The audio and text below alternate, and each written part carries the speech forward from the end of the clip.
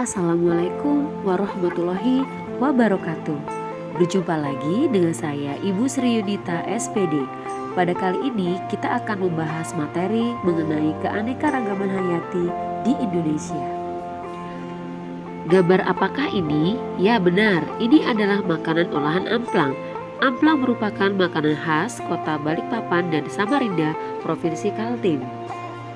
Bahan dasar olahan amplang dapat terbuat dari daging ikan segar, daging udang, kepiting, cumi, atau terbuat dari bahan dasar berupa rumput laut.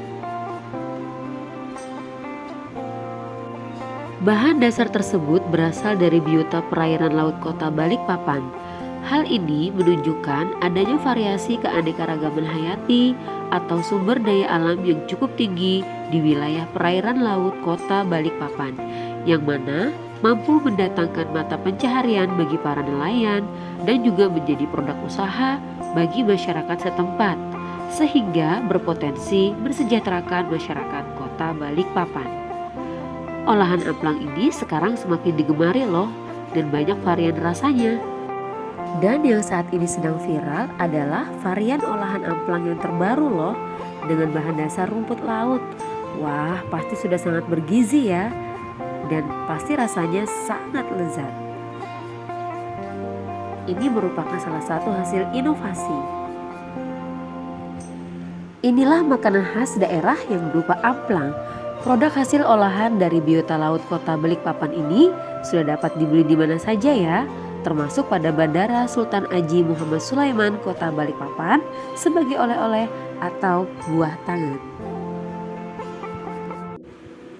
Biota laut yang menjadi olahan amplang menunjukkan tingkat keanekaragaman hayati, antara lain berbagai jenis rumput laut dengan varian bentuk dan warna.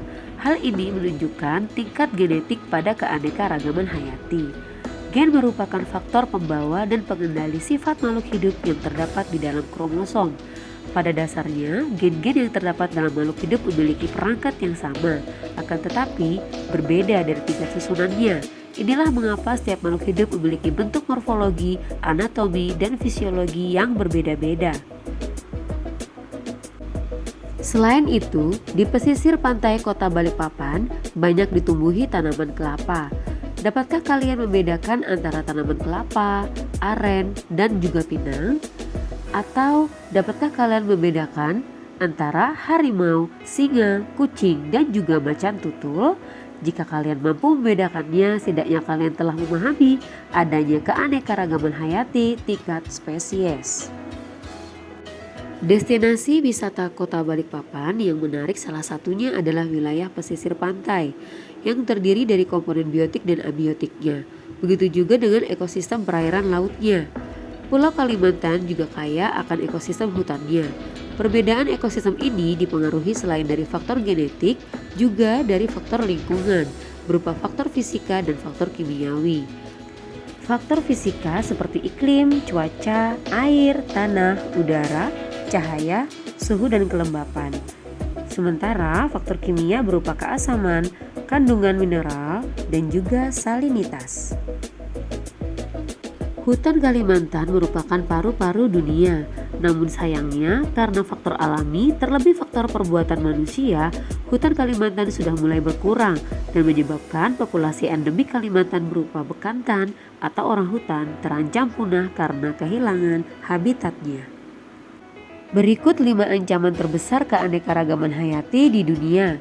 Ada perubahan guna lahan, eksploitasi berlebihan, invasi spesies dan penyakit, polusi, dan perubahan iklim. Sehingga keadaan bumi kita pada saat ini tidak baik-baik saja dan juga berpengaruh terhadap kelangsungan hidup manusia. Indonesia terkenal dengan mega biodiversitasnya, jadi banggalah sekali kita dilahirkan di Nusantara ini. Analisislah keanekaragaman hayati, tingkat gen, spesies, dan ekosistem di Indonesia.